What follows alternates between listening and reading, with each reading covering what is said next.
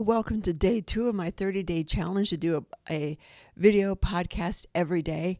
Mainly the theme is the art of discovering you, finding your blue rose, finding your true meaning, your true purpose, and stepping into who you are meant to be.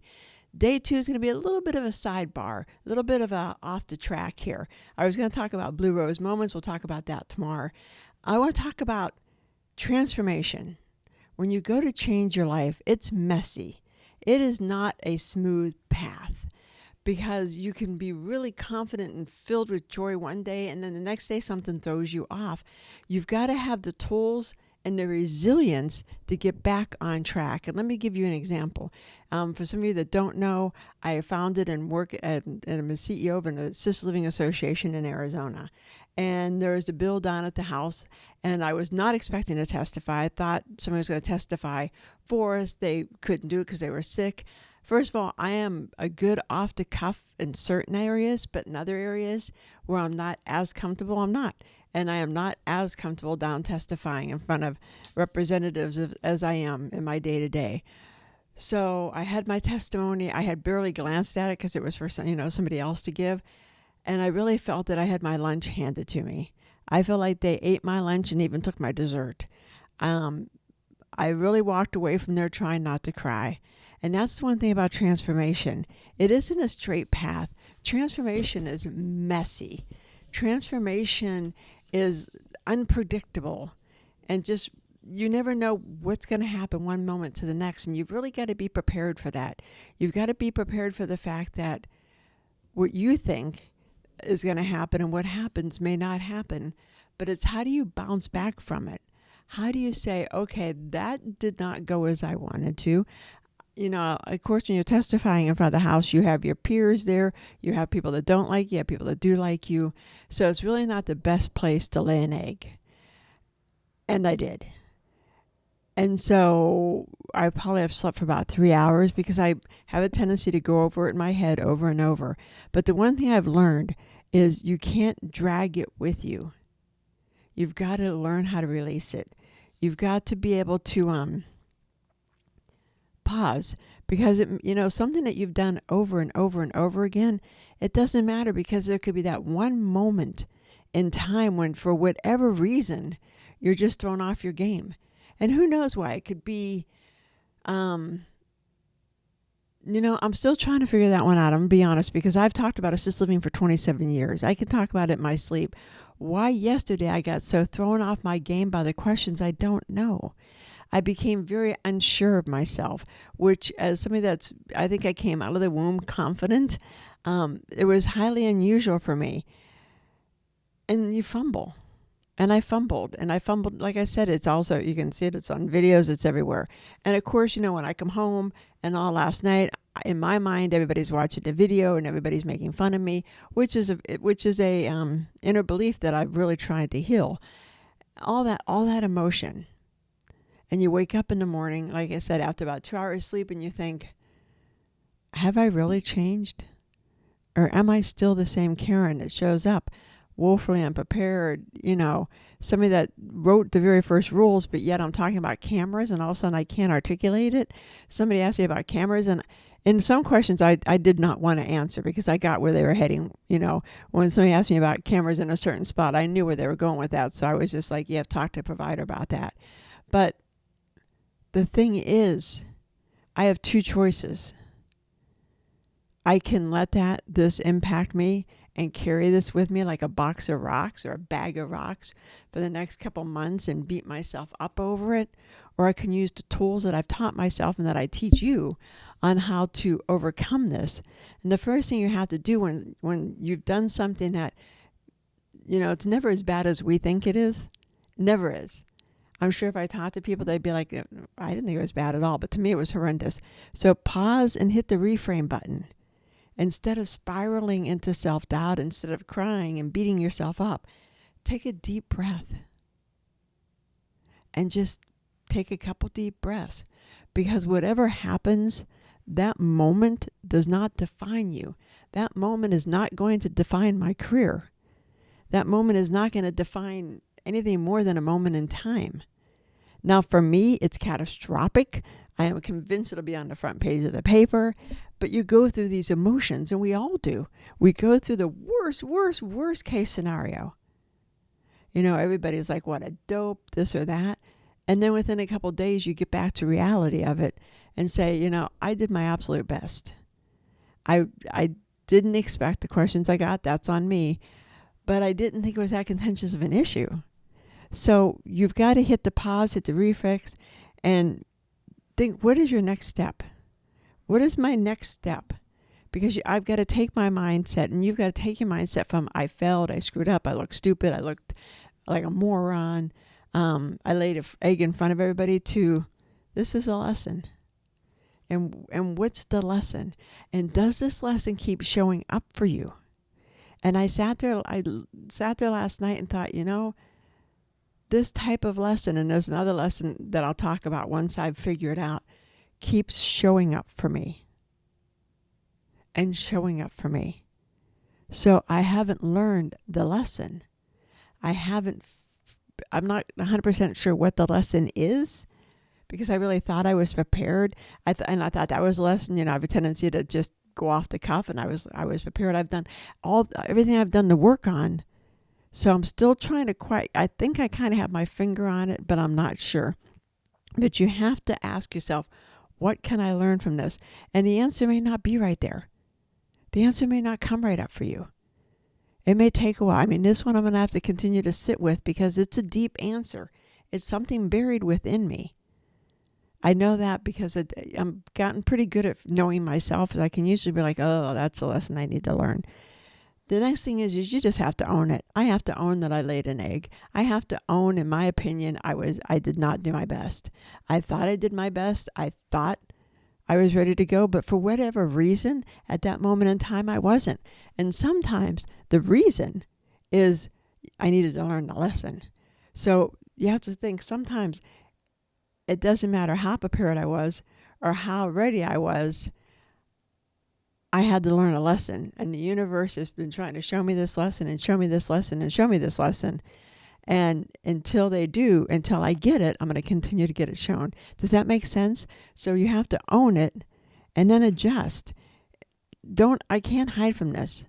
I'm not going to go stand in a corner and hope everybody didn't see it, or hope it wasn't as bad as I think it was. I have to be authentic to myself, and I have to own my mistakes. I have to own the mishaps and the oopsies of what happened. That's up to me to do. And figure out what happened. How did it go off the rails so bad? Maybe I just need to show up stronger next time. Maybe I need to be more confident next time. Maybe I need to not rush into it next time. I don't know. That's not the lesson. There's another lesson. I can't figure it out. But the worst thing you can do is retreat. The worst thing you can do is say, I'll never do that again. And I coach women that'll be like, oh, I haven't done that in years. Well, why not? Well, this happened and that happened. Well, you got it. What's the old expression? Sometimes you got to get back on the horse. Will I testify again next week or the week after? Yes. Will I figure out where the block was? Yes. In fact, as I'm talking to you guys, and I know I keep hesitating because I think I got it. I think I figured out what it was. So I'll let you guys know if it was. I have to sit with it before I say it. Or you can just kind of do it real time. Before I testified, I looked over at somebody, and I won't say who it was because I don't want to identify any of the people in the room, but I looked over at the person, and the person wouldn't even make eye contact with me. The person wouldn't even look over at me. And I was so stunned by the level, and again, as an energy reader, I can pick up on that stuff, and I think I was so stunned by the level of not being my fan, and that's not a good way to say it, the level of his distaste for me, his dislike for me, shook me. Now, I clearly, and I've talked about this, if you follow me, I clearly talk about, because I have trauma in my past, I have abuse in my past, certain men can trigger something. And that's not the person, that's me. And, and without realizing it, he must have triggered something. And as I sit here and think of it, I realize that it was his look at me, his, like, dismissal of me that cuts back into childhood. When, my mother would look at me sometimes like, with such disgust, and that cut into me. So when I saw this guy not even look at me, and I could sense the displeasure in me, or I can't even think of the word, the dismissal of me, it really rattled me. And this happens, and I know I'm going down a different path, but this is kind of healing in real time. It happens. And I thought I had dealt with a lot of this stuff, because I do have issues with certain types of guys. But I realize now, as I'm talking to you guys, that when I looked over and I saw him, he wouldn't even make eye contact. He just stared. I could just feel his angst towards me. His how can you testify towards me? That started running in the back of my mind, and I reverted back to this little girl who just wanted everybody to like me. And so that shadow popped up. The shadow of, please like me. Please don't not like me. Please like me. The shadow that I swear that I would have thought I healed a long time ago. And this is what happens when you do shadow work. You think you have it healed, and it shows back up. And so as that showed up in my subconscious mind, not my conscious mind, in my conscious mind, I'm confident, I'm ready to go, I've got my notes, I'm ready. My subconscious mind is running, who do you think you are? They realize you don't know what you're talking about. They realize that you're an imposter, and that comes out. And that's when you know you need to heal something. When you have a topic that you have nailed, you can talk about this topic all day long, or it may be how you act or how you show up. And then all of a sudden you walk into the room and you're the most confident person in the room. And then all of a sudden you start playing small. You've got to realize what's going on in that room that's creating this in you. You're going back and repeating a pattern. And that's what I did. I repeated the pattern of being a stumbling, bumbling boob because of that one look. He doesn't know that. He doesn't know that look bothered me. He has no idea, nor does he care. He was in his own little world. But that's how we interpret things that happen, and that's how it impacts us. So what I have to do now is I have to go back and pause and reframe it, because I realized I thought this was healed, that when men judge me, men dismiss me, men are condescending to me, it impacts me. And it goes back to childhood. And you can have that shadow healed. And I do believe it's been healed because I recognize it now. But I didn't recognize it in the moment. And I don't know if it would have mattered, nor did I have time to recognize it in the moment, because when you're testifying, you don't have time. But the fact that you can step back later and say, oh, okay, I need to figure that out, because this can't be the first time. So there had to be something about that person that resonated. So I'll have to sit with it. But then you have to own it, and you have to adjust it. And then you got to take the next step. You got to take bold action. You can't sit around. I used to sit around for weeks, months, oh, woe was me. Now, as you can see, in fact, I'm doing real-time healing here. You can see that I have to just take the next bold step. You can't retreat.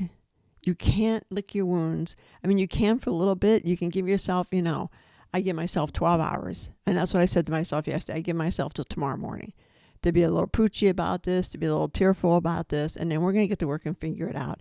I didn't know I'd be doing it live on a video, The Art of Discovering You, day 2, but here it is. Take action immediately.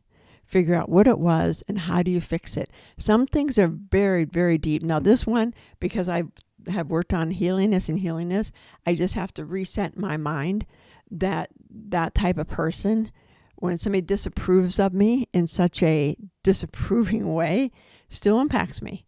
I thought I'd healed it. It doesn't. It still impacts me. So I have to pay attention that when I see somebody disapproving me, I have to remind myself they're not disapproving me, Karen Barna, the person. They're disapproving Karen Barna, the leader of Assisted Living Association, and reframe it like that. And that's how, you make quick recoveries.